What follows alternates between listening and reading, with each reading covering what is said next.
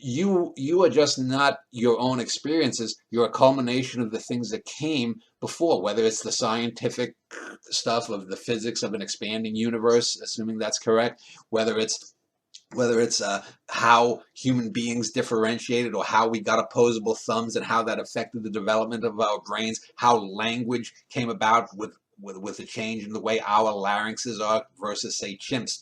Even if chimps had the brains to make language, to understand language, they couldn't speak it out loud. They might be able to write it, but they couldn't speak it because they don't have a larynx like we do. All of these things have gone into making you and I who we are. But there is, I mean, I've argued for a lot of people. Alex Sherman, for example, doesn't believe in free will. I'm a big believer in free will, because there is no way, like I said, that fellow who 30 years ago you couldn't tell which of us would have become a great writer. The reason that I'm a great writer and it doesn't is because we made choices. I took my future, my then future, and I said, no one is going to outwork me, even if I'm working at assorted jobs, shit jobs I've had.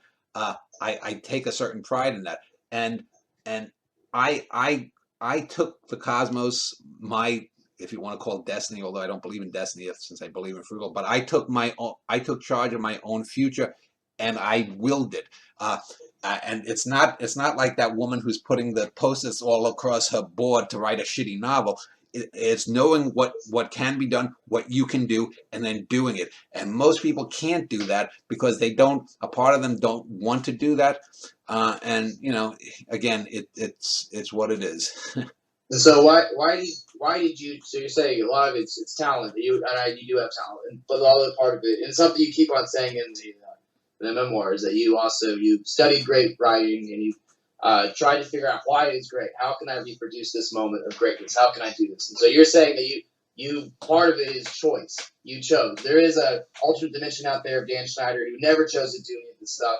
Went down whatever road it was, and didn't write very much anything. So a lot of it was choice. But it also does seem like you are the anomaly, because I do think there are a lot of artists who also choose that, but also their output is not very.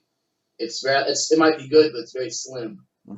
Well, I think if you look at True Life, and again, that's only maybe a small slice of what I actually went through. Um, I have a tendency that if you try to crush me, I'm like a piece of coal. You're going to make a diamond, and I resist being controlled by other people. Or I mean, obviously there are things I could tell you about, people who threaten me physically, when I was a kid, or uh, sometimes when I've written certain things, I've had people threaten to sue me about this, that, or the other thing. But it's like, whatever. I've had terrible jobs and terrible bosses and whatnot, and you just have to keep going, because in 50 years and 100 years, when both you and I are long dead, no one's going to give a fuck. All that's going to be there is the work. And I've said this before. When you think of Walt Whitman, or you think of William Shakespeare, you're not thinking about the guy who lived 400 plus years ago. You're thinking about Shakespeare, the works. The artist becomes the works. Yes, biography then just becomes minutia.